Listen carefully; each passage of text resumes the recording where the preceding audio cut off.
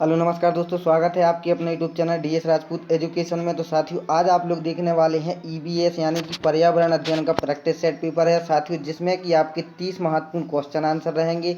और साथियों, इसमें ऐसे क्वेश्चन आपको प्रोवाइड कराए जा रहे हैं जो कि क्वेश्चन आपके पूछे जाते हैं, चाहे वो यूपी टेट हो, चाहे वो सी टेट हो, सुपर टेट हो, रीट हो, टीजीटी हो, पीजीटी हो, या वैकेंसी जो अभी एडेड स्कूलों में निकली हुई हैं उन परीक्षाओं की हो, किसी भी परीक्षा का हो, शिक्षक पात्रता परीक्षा से संबंधित, ठीक है। ये पर्यावरण का पोर्शन सभी में आपका रहता है, सभी में ये क्वेश्चन आपके पूछे जाते हैं, ठीक है। तो आप लोगों को करना क्या है, आप लोगों को वीडियो को शुरू से अंत तक पूरा का पूरा वॉच करना है। और साथियों, अगर आपको आंसर आते हैं तो आप लोगों को कमेंट भी करते चलना है, ठीक है। और अगर आप लोग चाहें तो लास्ट में हमें नंबर को काउंट करके ज़रूर बताएंगे, ठीक है। जो भी हमारा भाई बहन देखता है वो सभी आप लोग से निवेदन है कि आप लोग ज़रूर लास्ट में अपने नंबर ज़रूर शेयर करिएगा, ठीक है। तो चलते हैं, अपन वीडियो को स्टार्ट करते हैं। तो मैं हूं आपका अपना दोस्त और होस्ट देशराज सिंह राजपूत, आपके अपने YouTube channel DS Rajput education में। साथियों, अगर वीडियो अच्छी लगे तो ज़रूर लाइक कर देना, और इसी प्रकार से और भी वीडियो देखना चाहते हैं तो चैनल को ज़रूर सब्सक्राइब कर लेना, साथ में जो बेल आइकन आएगा उसको भी ज़रूर प्रेस कर लेना, ठीक है। तो चलते हैं, अपन वीडियो को स्टार्ट करते हैं। भारत के किस हिस्से में घाघरा, गंडक, कोसी, सोनभद्र, तीस्ता नदियों के अधिप्रवाह से बाढ़ आती है, ठीक है। तो पहले ऑप्शन देख लेते हैं, पूर्वी भारत में, मध्य भारत में, या फिर दक्षिण भारत में, या फिर है आपका मध्य पूर्व भारत में, ठीक है। तो क्या हो जाएगा इसका राइट आंसर। तो साथियों, इसका जो राइट आंसर आपका हो जाएगा कि जो आपकी नदियों के अधिप्रवाह से बाढ़ आती है वो आती है पूर्वी भारत में, ठीक है। तो जो भारत के पूर्वी हिस्से में जो घाघरा, गंडक, कोसी, सोनभद्र, तीस्ता जो नदी हैं, इनके अधिप्रवाह से क्या होता है, बाढ़ आती है। और इस बाढ़ से जो पूर्वी उत्तर प्रदेश है, पूर्वी उत्तर प्रदेश में उत्तर प्रदेश आपका, बिहार, पश्चिम बंगाल, असम आदि जो राज्य हैं, ये राज्य भी प्रभावित होते हैं बाढ़ से, ठीक है। तो आपको सभी बता दिए गए हैं, ठीक है। नेक्स्ट देखते हैं, कोंकण रेलवे है। कोंकण रेलवे कहाँ पर है आपका, रोहा से मंगलुरु तक, या फिर मनमाड़ से मंगलुरु तक, या फिर मंगलुरु से कोची तक, या रोहा से पणजी तक, ठीक है। तो कोंकण रेलवे कहाँ है, तो क्या हो जाएगा इसका राइट आंसर। तो कोंकण रेलवे जो है आपका वो हो जाएगा रोहा से मंगलुरु तक, ठीक है।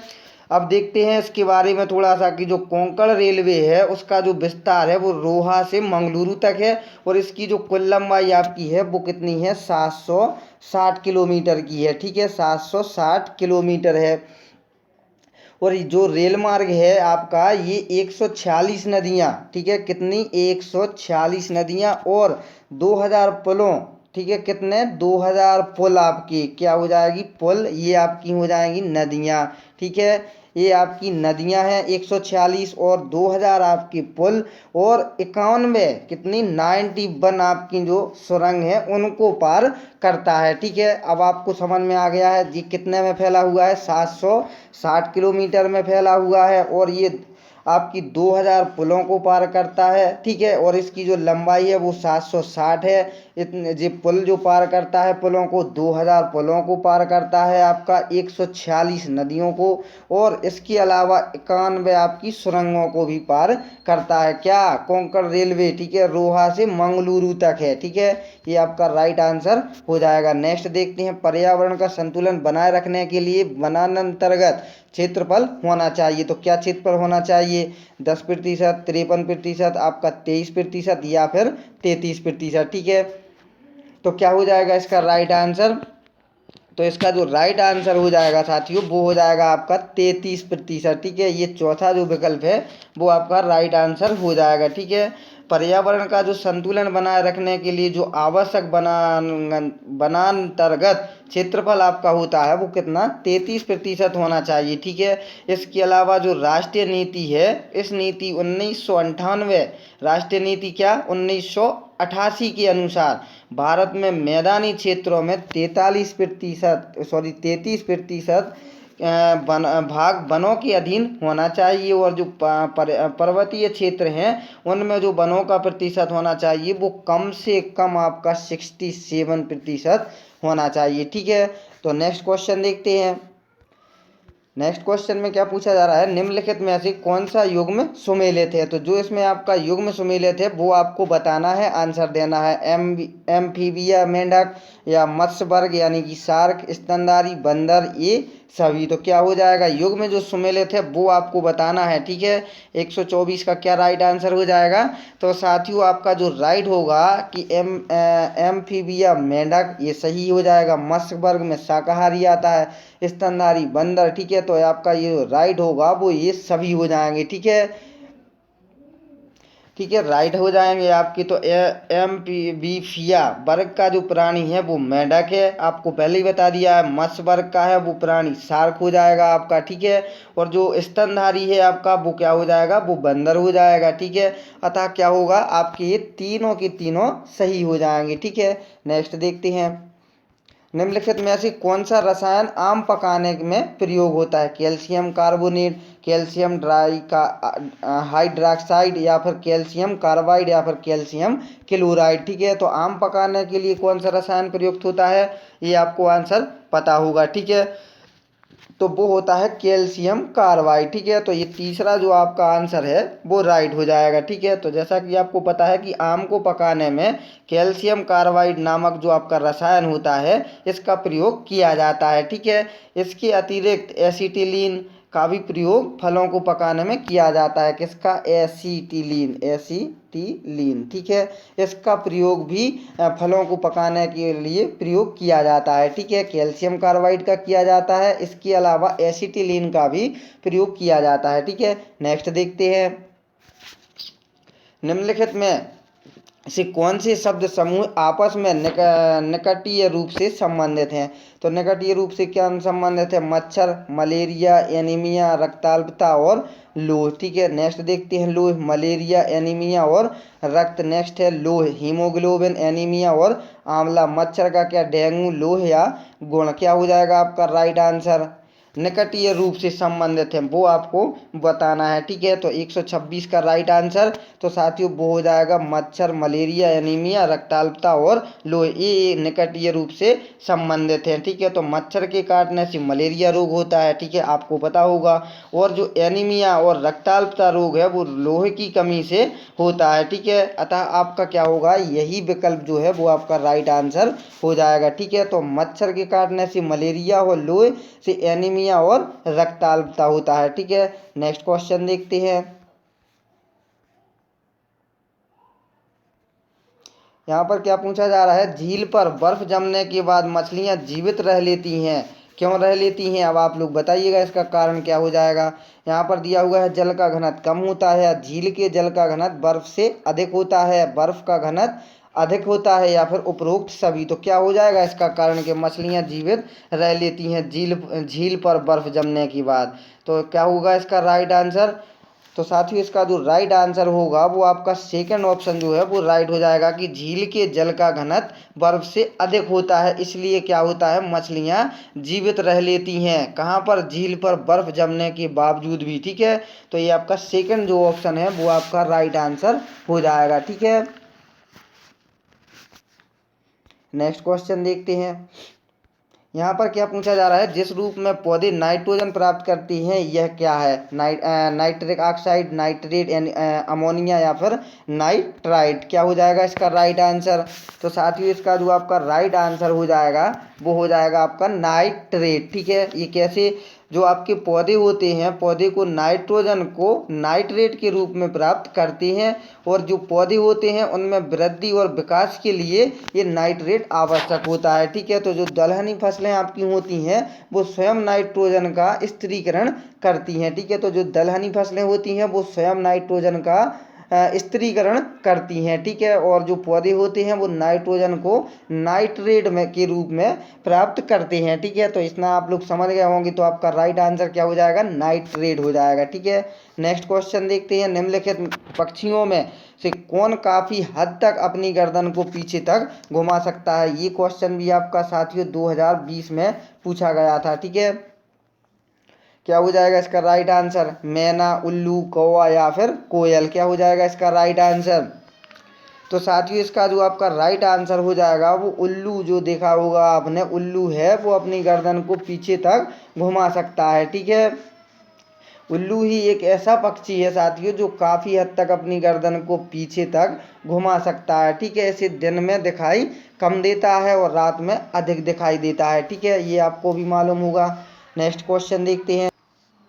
यहाँ पर नेक्स्ट क्वेश्चन है, ये तो आपको पता ही होगा। ठीक है, भोपाल गैस त्रासदी गैस के कारण हुई थी। तो साथियों इसका जो राइट आंसर होगा वो आपको क्या होगा, आप लोग भी जानते होंगे इसका, कि मिथाइल जो आइसोसाइनेट गैस है इसके रिसाव के कारण भोपाल गैस त्रासदी हुई थी। ठीक है, और ये जो घटना हुई थी वो 1984 में आपकी हुई थी। ठीक है, जो मिथाइल आइसोसाइनेट गैस है उसका रिसाव के कारण हुई थी और इसमें लगभग 1500 व्यक्तियों की मौत भी हो गई थी। ठीक है, नेक्स्ट देखते हैं। निम्नलिखित में से असत्य कथन को आपको पहचानना है, आप लोग पहचानिए। क्या हो जाएगा, नाइट्रेट की अधिकता से ब्लू बेबी सिंड्रोम रोग, कैडमियम की अधिकता से इटाई रोग, या फिर आर्सेनिक की अधिकता से ब्लैक फुट रोग, या फिर सीसा युक्त जल से एनीमिया। तो इसमें से जो कथन गलत है वो आपको छांट करके बताना है। ठीक है, तो आपका क्या हो जाएगा कथन गलत, ये आपके सभी सही हो जाएंगे, लेकिन आपका जो गलत होगा सीसा युक्त जल से एक्जीमिया होता है, तो ये आपका गलत हो जाएगा। ठीक है, नेक्स्ट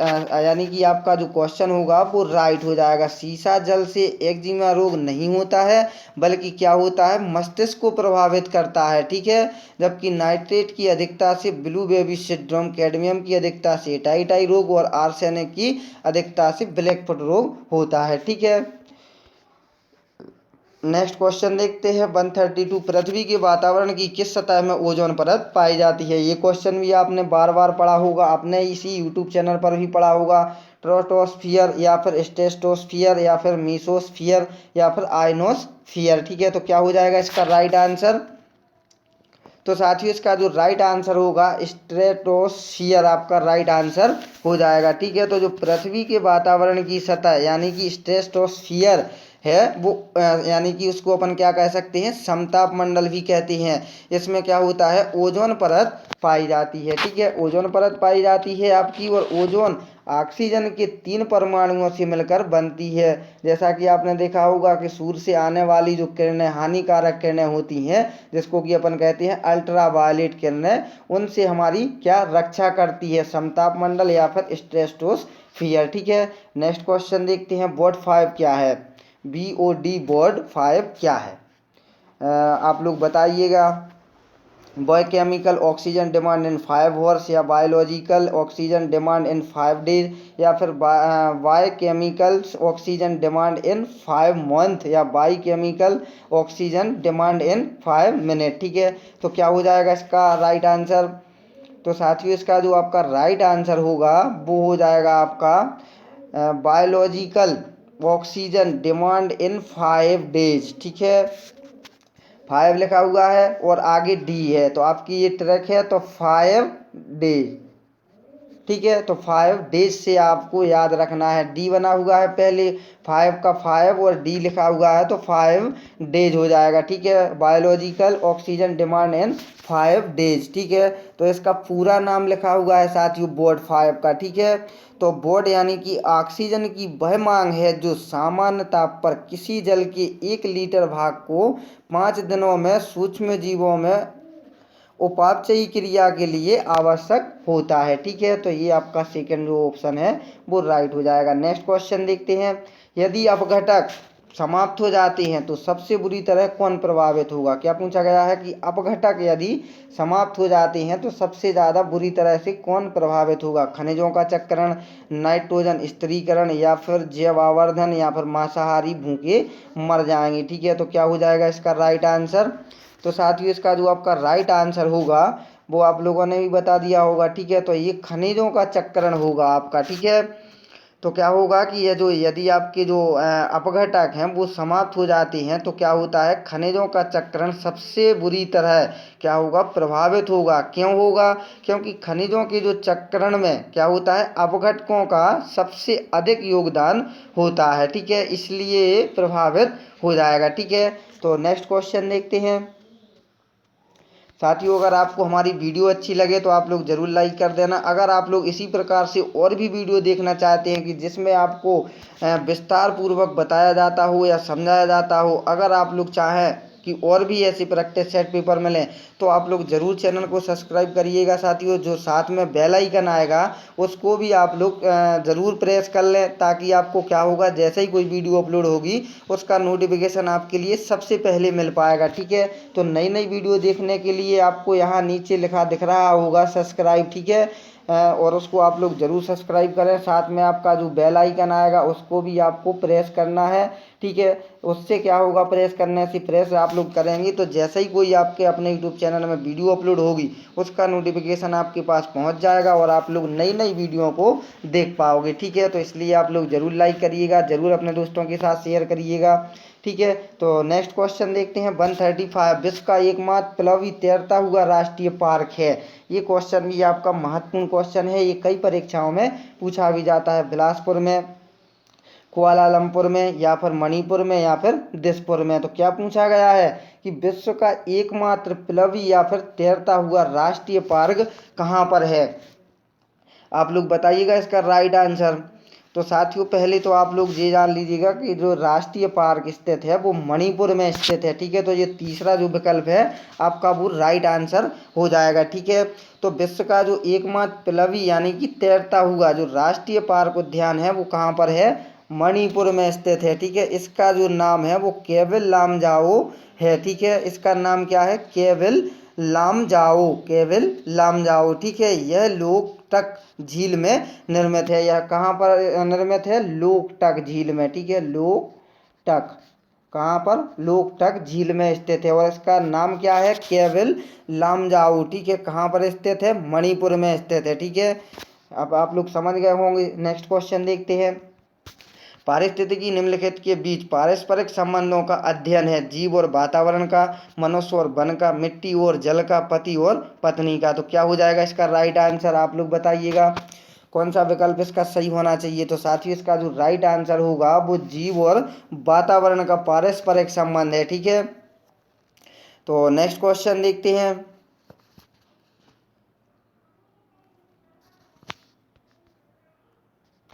यहाँ पर दिया हुआ है किसी पारितंत्र में उत्पादकों का कार्य होता है। तो क्या होता है उत्पादकों का कार्य। तो यहाँ पर पहला ऑप्शन दिया है कार्बनिक यौगों को अकार्बनिक यौगिकों में बदलना, या फिर सेकंड जो ऑप्शन है सौर ऊर्जा को पकड़ना एवं इसे रासायनिक ऊर्जा में बदलना। ठीक है, तो किसी पारितंत्र में उत्पादकों का कार्य क्या होता है, क्या होगा इसका राइट आंसर। तो साथ ही उसका जो राइट आंसर होगा वो हो जाएगा सौर ऊर्जा को पकड़ना एवं इसे रासायनिक ऊर्जा में बदलना। ठीक है, कैसे बदलना कि जो किसी भी पारितंत्र में उत्पादकों का कार्य सौर ऊर्जा को पकड़ना होता है और इसे क्या करना होता है, रासायनिक ऊर्जा में बदलना होता है। ठीक है, इसके अलावा पारितंत्र में उत्पादक का कार्य पौधे करते हैं और जो पौधे सूर्य का प्रकाश ग्रहण करके उनसे जो भोजन बनाते हैं अर्थात उनको अपन क्या कहते हैं, रासायनिक ऊर्जा में परिवर्तित करते हैं। ठीक है, तो इसी को आप लोग समझ सकते हैं। नेक्स्ट क्वेश्चन देखते हैं। नेक्स्ट क्वेश्चन में पूछा जा रहा है वातावरण में ग्रीन हाउस गैसों के बढ़ते बाहुल्य के कारण निम्नलिखित प्रभावित हुए हैं सिवाय किसके। भूमंडलीय गर्मी, समताप मंडल में ओजोन की परत व अपक्षय, या फिर ऑक्सीजन निषेचन प्रभाव, या फिर कार्बन डाइऑक्साइड निषेचन प्रभाव। ठीक है, तो क्या राइट आंसर हो जाएगा इसका। तो साथियों इसका जो राइट आंसर हो जाएगा केवल सिवाय किसके, ऑक्सीजन निषेचन प्रभाव के। ठीक है, तो आपका तीसरा जो विकल्प है वो आपका राइट आंसर हो जाएगा। ठीक है, नेक्स्ट देखते हैं। तिलचट्टे को उसके खाद्य पदार्थों के आधार पर किस श्रेणी में रखा जाता है। बहुत ही महत्वपूर्ण क्वेश्चन है साथियों, आपको बताना है इसका राइट आंसर। ठीक है, तो क्या पूछा जा रहा है, तिलचट्टे को उसके खाद्य पदार्थों के आधार पर किस श्रेणी में रखा जाता है, शाकाहारी, मांसाहारी, उत्पादक, या फिर सर्वाहारी। तो इसका क्या राइट आंसर हो जाएगा। तो साथियों इसका जो राइट आंसर हो जाएगा, जो तिलचट्टा है वो सर्वाहारी में श्रेणी में रखा जाएगा। ठीक है, कैसे रखा जाएगा, तो जो तिलचट्टा होता है साथियों उसके खाद्य पदार्थों के आधार पर इसको कैसा, सर्वाहारी श्रेणी में रखा जाता है। ठीक है, अब वो क्यों रखा जाता है, क्योंकि वह शाकाहारी और मांसाहारी सभी प्रकार की वस्तुओं को क्या करता है, खाता है। ठीक है, काकरोच या तिलचट्टा एक ऐसा जीव है जो चलने, चढ़ने तथा उड़ने तीनों कार्यों को कर सकता है। ठीक है, और कौन सा है, तिलचट्टा। ठीक है, तिलचट्टा और कॉकरोच, ठीक है, ये आपके सभी कार्य कर सकती हैं, चलने का, उड़ने का, ठीक है, और चढ़ने का। नेक्स्ट देखते हैं भारतीय वानस्पतिक उद्यान कहाँ पर स्थित है। ठीक है, तो शिमला, कोलकाता, लखनऊ या फिर बंगलुरु, क्या हो जाएगा इसका राइट आंसर। तो साथियों इसका जो राइट आंसर हो जाएगा वो आपका जो भारतीय वानस्पतिक उद्यान है वो कलकत्ता में आपका स्थित है। ठीक है, तो भारतीय वानस्पतिक कहाँ पर है, कलकत्ता में स्थित है। जबकि केंद्रीय वानस्पतिक अनुसंधान, क्या केंद्रीय, ठीक है, केंद्रीय जो वानस्पतिक उद्यान है वो कहाँ पर है, वो आपका लखनऊ में है। ठीक है, लखनऊ में। ठीक है, केंद्रीय वानस्पतिक उद्यान कहाँ पर है आपका, लखनऊ में स्थित है। ठीक है, तो कोलकाता में जो केंद्रीय जूट है प्रौद्योगिकी अनुसंधान संस्थान और भारतीय पुरातात्विक सर्वेक्षण विभाग भी आपका स्थित है। ठीक है, नेक्स्ट देखते हैं इसमें क्या पूछा जा रहा है, इनमें से कौन सा जैव विविधता के लिए खतरा है, भंगुर परितंत्र जैसे मैंग्रोव और नमभूमि। और सेकंड ऑप्शन है हिमालय में अगम आवास, प्राकृतिक आवासों और वनस्पति का विनाश तथा झूम खेती या आरक्षित जीवमंडल बनाना। ठीक है, तो इसका क्या राइट आंसर हो जाएगा, तो इसका जो राइट आंसर होगा कि जैव विविधता के लिए खतरा है तो वो प्राकृतिक आवासों और वनस्पति का विनाश तथा झूम खेती, ये आपका जैव विविधता के लिए खतरा हो जाएगा। ठीक है, नेक्स्ट क्वेश्चन देखते हैं, पारिस्थितिक निके की संकल्पना को किसने प्रतिपादित किया था, सीसी पार्क ने, ग्रीनेल्स ने, डार्विन ने या फिर ईपी ओडम ने। ठीक है, तो इसका क्या राइट आंसर हो जाएगा, तो साथियों इसका जो राइट आंसर हो जाएगा आपका वो हो जाएगा ग्रीनेल्स ने। ठीक है, तो ये आपका दूसरा जो विकल्प है वो आपका राइट आंसर हो जाएगा। ठीक है, नेक्स्ट क्वेश्चन देखते हैं, भारत में लड़के व लड़कियों की विवाह योग्य न्यूनतम आयु क्या है। तो ये आपको सभी को पता होगा, 21 वर्ष व 18 वर्ष। पहले आपको लड़के की, इसके बाद आपकी लड़कियों की दी हुई है। ठीक है, तो 18 वर्ष व 21 वर्ष, 18 वर्ष व 18 वर्ष, 18 वर्ष व 16 वर्ष। ठीक है, तो आपका कौन सा राइट आंसर होगा, तो आप लोग समझ ही गए होंगे कि जो लड़के की शादी की उम्र निर्धारित है वो 21 वर्ष और लड़कियों की 18 वर्ष। ठीक है, तो जो पहला ऑप्शन है वो आपका राइट आंसर हो जाएगा। ठीक है, नेक्स्ट क्वेश्चन देखते हैं, बरली एक पारंपरिक कला का प्रकार है, बरली नामक स्थान किस राज्य में है, महाराष्ट्र में, उड़ीसा में, राजस्थान में या फिर बिहार में। ठीक है, तो क्या हो जाएगा इसका राइट आंसर, तो साथियों इसका जो राइट आंसर होगा वो बरली जो नामक स्थान है वो महाराष्ट्र राज्य में स्थित है। ठीक है, यानी कि पहला जो ऑप्शन है आपका राइट आंसर हो जाएगा। बहुत ही महत्वपूर्ण, ये सभी के मन में रहता है साथियों, सभी जो भी आप भाई बहन हमारे पढ़ाई करते हैं उनके मन में आता है कि राष्ट्रपति का वेतन कितना होता है। वर्तमान में पूछा गया है ना कि वर्तमान में राष्ट्रपति का वेतन कितना है, 2.5 लाख, 4 लाख, 4.5 लाख या फिर 5 लाख। तो आप लोगों को गेस्ट करना इसका आंसर कितना हो जाएगा। तो साथियों अभी जो वर्तमान में राष्ट्रपति का वेतन है वो आप लोग जरूर बताइएगा हमें कमेंट बॉक्स में कि कितना इसका राइट आंसर हो जाएगा। जो राष्ट्रपति की आय है या वेतन है उनका, ठीक है, माह दिया हुआ है, इसमें माह का वेतन बताना है। ठीक है, क्या होगी, तो साथियों राष्ट्रपति का जो वेतन है वो वर्तमान में 5 लाख निर्धारित है, यानी कि आपका चौथा जो विकल्प है वो आपका राइट आंसर हो जाएगा। ठीक है, नेक्स्ट क्वेश्चन देखते हैं, नेक्स्ट क्वेश्चन में क्या पूछा जा रहा है, प्राथमिक स्तर पर शिक्षण की खेल विधि आधारित है, विकास की मनोवैज्ञानिक सिद्धांत पर, शिक्षण की समाजशास्त्रीय सिद्धांत पर या फिर शारीरिक शिक्षा कार्यक्रम के सिद्धांत पर या शिक्षण विधि के सिद्धांत पर। ठीक है, तो क्या पूछा है, प्राथमिक स्तर पर शिक्षण की खेल विधि आधारित है, तो क्या हो जाएगा इसका राइट आंसर 146, यानी कि इसका जो राइट आंसर होगा वो हो जाएगा आपका शिक्षण विधि के सिद्धांत पर। जो प्राथमिक स्तर पर शिक्षण की खेल विधि आधारित है वो शिक्षण विधि के सिद्धांत पर आधारित है। ठीक है, तो चौथा जो विकल्प होगा वो आपका राइट आंसर हो जाएगा। नेक्स्ट देखते हैं, पर्यावरणीय अध्ययन में शैक्षणिक भ्रमण का मूल उद्देश्य क्या हो जाएगा। क्या पूछा है, पर्यावरण अध्ययन में शैक्षणिक भ्रमण का मूल उद्देश्य विद्यार्थियों की ऊर्जा को विकसित करना, विद्यार्थियों के लिए प्रत्यक्ष अनुभव या फिर समाजीकरण को बढ़ावा देना या फिर टीम भावना बढ़ाना। तो साथियों इसका आप लोग कमेंट में हमें आंसर जरूर बताइएगा जल्दी से। ठीक है, जल्दी आप लोग कमेंट करिएगा इसका राइट आंसर क्या हो जाएगा।